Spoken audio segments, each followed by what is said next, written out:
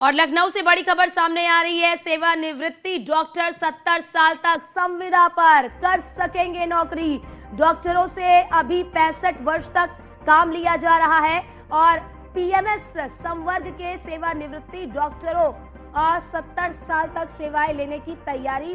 नियमित डॉक्टरों की सेवा निवृत्ति की जो आयु है वो 62 से बढ़कर 65 वर्ष की गई। तो जो नियमित डॉक्टर हैं उन नियमित डॉक्टरों की सेवानिवृत्ति आयु वर्ष 62 से बढ़कर 65 कर दी गई, यानी कि 62 से बढ़ाकर 65 कर दी गई है।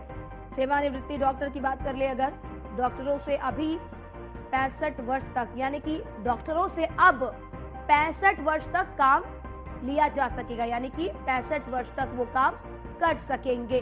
तो ये बड़ी जानकारी आपको दे रहे हैं। नियमित डॉक्टरों की जो सेवानिवृत्ति की आयु है वो 62 से बढ़ाकर 65 वर्ष कर दी गई है। सेवानिवृत्ति डॉक्टर 70 साल तक संविदा पर काम कर सकेंगे। डॉक्टरों से अब 65 वर्ष तक काम जो है वो लिया जा रहा है।